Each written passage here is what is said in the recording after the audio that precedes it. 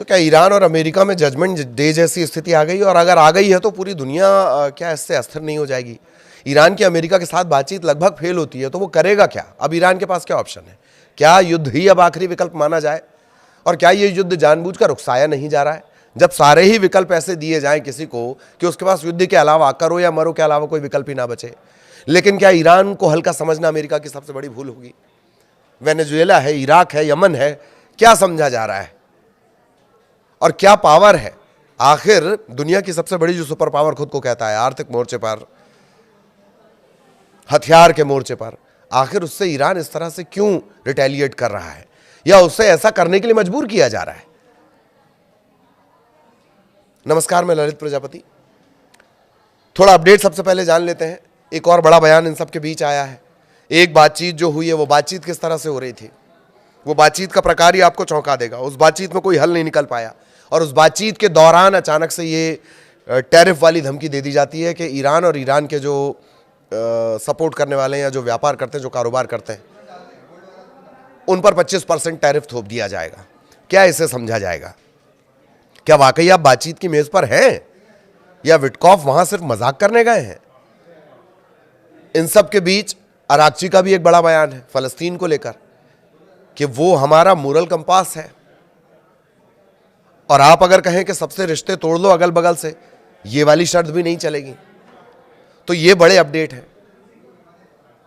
तो क्या अब युद्ध ही आखिरी विकल्प रह गया है इसी बड़े सवाल के साथ? और ईरान के पास वो ताकत क्या है? दिलचस्प बात तो यह है कि जो चर्चा चल रही थी वो आपको जानना चाहिए। एक कमरे में विटकॉफ, कुशनर बैठे हुए हैं, वो कोई बात करते हैं। फिर जो विदेश मंत्री ओमान के, उनका नाम बड़ा कठिन है, सैयद बदर बिन हमद अल बुसैदी, वो उस कमरे से बात करके आते हैं। दूसरे में पहुंचते हैं जहाँ अराक्ची बैठे हुए हैं, उनको बताते हैं। फिर उस कमरे से निकलकर दूसरे कमरे में जा रहे हैं। आमने सामने की बात ही नहीं हो पा रही है। आमने सामने की बात तो बहुत दूर है। यही तय नहीं हो पा रहा कि किस मुद्दे पर बात करनी है। और क्या अमेरिका इसके जरिए टाइम गेन करना चाह रहा है? कोई तैयारी उसके दिमाग में चल रही है? और बार बार ये धमकियां देना कि अब्राहम लिंकन खड़ा है, अब्राहम लिंकन खड़ा है, अब्राहम लिंकन खड़ा है। बातचीत के दौर में एक ऐसी धमकियां, कैसे टैरिफ बढ़ाया जा रहा है, ये इस वक्त का मोटा मोटी अपडेट है। लेकिन ईरान की ताकत, सबसे बड़ा पहलू है कि आखिर करो या मरो वाली स्टेज पर ईरान है क्यों? क्या है उसकी ताकत? अमेरिका के साथ तनाव के मद्देनजर अब तक ईरान का जो नेतृत्व है, जो वहाँ की पॉलिटिकल नेतृत्व है, वो अपने प्रयासों को गहन कूटनीति पर केंद्रित किए हुए है। लगातार वो अपनी जो रीजनल ताकतें उसकी रही हैं, उन्हें वो एक्टिव कर रहा है ताकि ट्रंप पर हमले के खिलाफ एक दबाव बनाया जा सके। ईरान जोर देकर साफ कर चुका है कि अमेरिका का ईरान पर हमला पूरे इलाके में युद्ध भड़काएगा, पूरे ये उस रीजन को अशांत कर देगा। सऊदी अरब, यूएई और जॉर्डन, वो पहले ही ये साफ कर चुके हैं, वो अपना हवाई क्षेत्र और जमीन ईरान पर किसी हमले के लिए इस्तेमाल नहीं होने देंगे। अब अमेरिका के विकल्प हो जाते हैं सीमित। इसी वजह से वहां से जाके इतना बड़ा जंगी बेड़ा तैनात किया गया समंदर के रास्ते से। अब ईरान ने चेतावनी दी है कि अमेरिका और इजरायली सैन्य ठिकानों और संसाधनों को भी टारगेट किया जा सकता है। क्या ऐसा जून में उसने नहीं किया था? जून में किया था, लेकिन बताकर किया था कि मैं हमला कर रहा हूं। पर अब जब युद्ध होगा तो बताकर कुछ नहीं होगा। तो ये जो पड़ोसी है मध्य पूर्व में, इराक, बहरीन, कतर, यूएई, सऊदी अरब, जॉर्डन इसमें है, सीरिया इसमें है, कुवैत इसमें है, इन पर भी हमला होगा। अमेरिका के साथ पहले के संघर्षों में ईरान के जो रिएक्शन थे वो बहुत नपे तुले हुआ करते थे, बहुत बैलेंस रहा करते थे। 2025 में भी जो युद्ध हुआ जून में, ईरान इजराइल के दौरान जो तनाव था, अमेरिकी हमलों के बाद ईरान ने कतर के अल उदैद एयरबेस पर हमला किया। उसकी चेतावनी वो पहले ही दे चुका था। इससे पहले जनवरी 2020 में कुछ फोर्स कमांडर कासिम सुलेमानी की हत्या के बाद इराक के एन अल असद एयरबेस पर हमले से पहले भी ईरान ने अमेरिका को आगाह कर दिया था। हालांकि मौजूदा हालात में ईरान किसी भी अमेरिकी हमले को अपने अस्तित्व के लिए खतरा मान रहा है। ये बोल चुका है वो कि मामूली सा हमला भी पूरे युद्ध माना जाएगा। हालिया शांति के दौरान ट्रंप ने कहा कि अब ईरान में नया नेतृत्व तलाशने का समय आ गया। वो तो खैर बार बार बदल रहे हैं, उसको लेकर भी हम आगे बात करेंगे। तो खबरों के मुताबिक उन्होंने ऐसे सैन्य विकल्पों पर भी विचार किया जिसमें नए विरोध प्रदर्शन भड़के, इस्लामिक रिपब्लिक को गिराया जा सके। तो जैसे जैसे तनाव बढ़ा है, ईरान ने यह चेतावनी दी है कि किसी भी पैमाने पर हमला युद्ध की कार्रवाई माना जाएगा। इसे ईरान की तरफ से अमेरिका को ईरान के कमांड और कंट्रोल ढांचे पर सर्जिकल स्ट्राइक से रोकने के तौर पर देखा जा रहा है, कोशिश के तौर पर देखा जा रहा है। और जो रजा पहलवी है, निर्वासित नेता, वहीं रहते हैं। रजा पहलवी ने ऐसे हमले की मांग की है जो मौजूदा हालात में व्यवस्था को और कमजोर करे और ईरान में फिर से कोई विरोध प्रदर्शन भड़काया जा सके।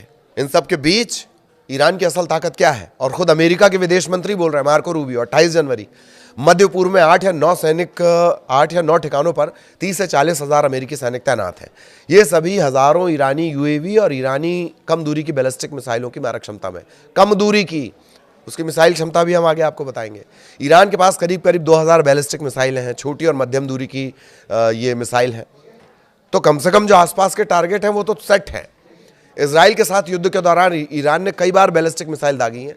कुछ इजराइल की जो भारी भरकम जो उसकी रडार सिस्टम की बात कही जाती है, डोम की बात कही जाती है, उसको भेद चुका है ईरान।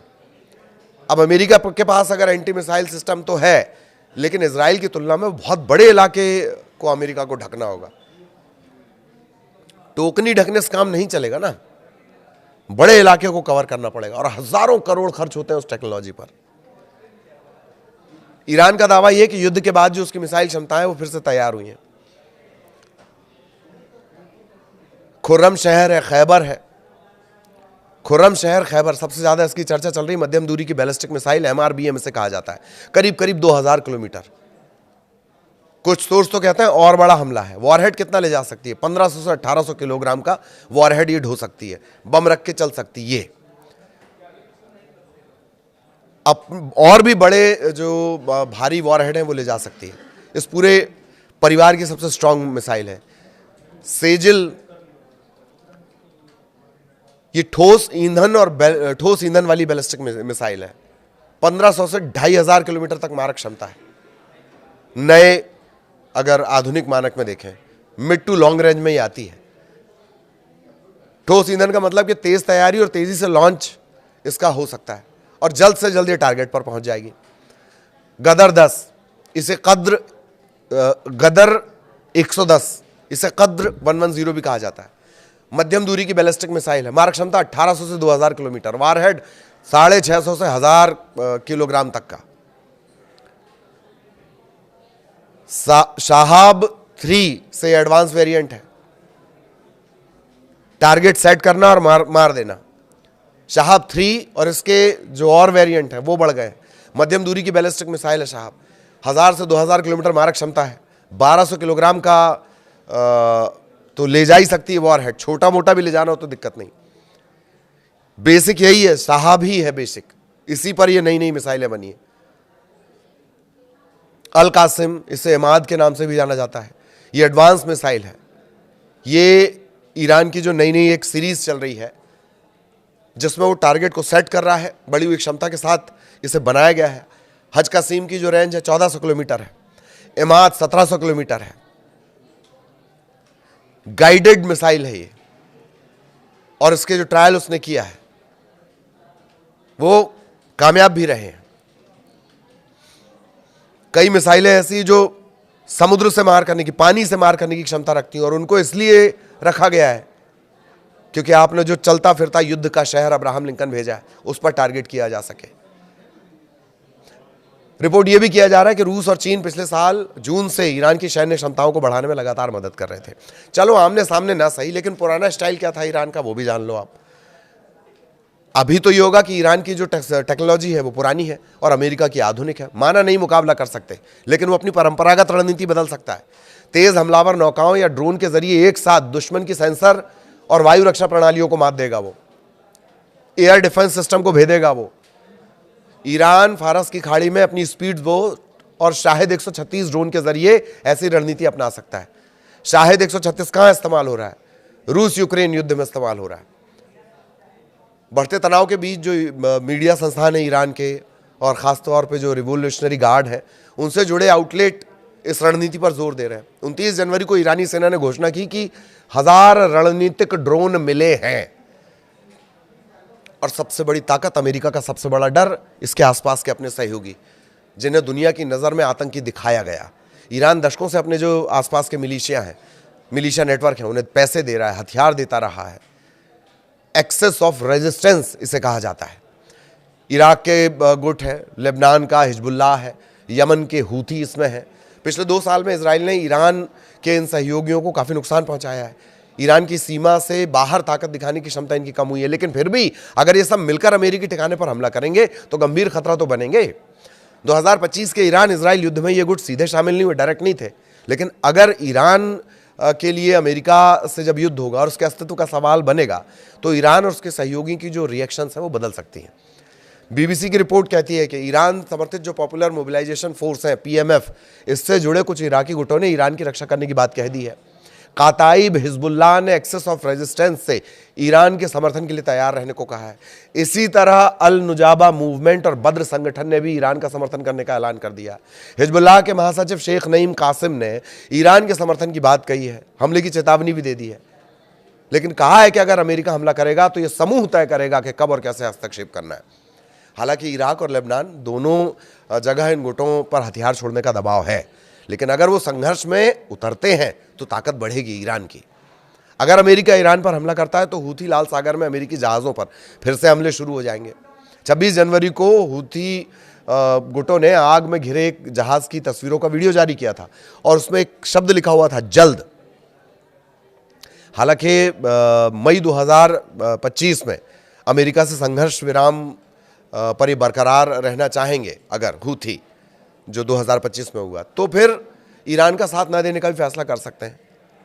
और अब सबसे बड़ी भौगोलिक ताकत यानी होर्मुज जल डमरू मध्य बंद करना, वो हमेशा से ईरान यही धमकी देता है। खाड़ी का जो ये संकरा रास्ता है, ये दुनिया के लगभग 5वें हिस्से के तेल यातायात के लिए जिम्मेदार है। इसे बंद करने के लिए नौसैनिक बारूदी सुरंग बिछाई जा सकती है, क्रूज मिसाइल इस्तेमाल की जा सकती है, तटीय रक्षा, स्पीड बोट्स, इनका इस्तेमाल किया जा सकता है। लेकिन जानकारी ये कहते हैं कि ईरान का लास्ट ऑप्शन होगा, क्योंकि उससे उसे भी बहुत नुकसान होगा। सबसे बड़े जो तेल ग्राहक है और सहयोगी है चीन, उसका व्यापार बुरी तरह प्रभावित होगा। खाड़ी देशों को नुकसान पहुंचेगा जिन्होंने अब तक ईरान का समर्थन किया, नैतिक ही सही। और इसी वजह से हालिया अमेरिकी ईरान तनाव में, ईरान की बयानबाजी में ये विकल्प नहीं रहा, लेकिन इससे पहले वो हमेशा इसकी धमकी देता रहा। केवल एक सांसद ने इसकी मांग की है। और सबसे बड़ी बात, अमेरिका भी इस बात को जानता है कि इस बार वेनेजुएला, इराक, सीरिया, यमन जैसा मामला नहीं है, वरना बार बार अब्राहम लिंकन की धमकी कौन देता है? अरे भैया, इतना बड़ा युद्ध बरसाने वाला शहर है तो बरसा दो बम।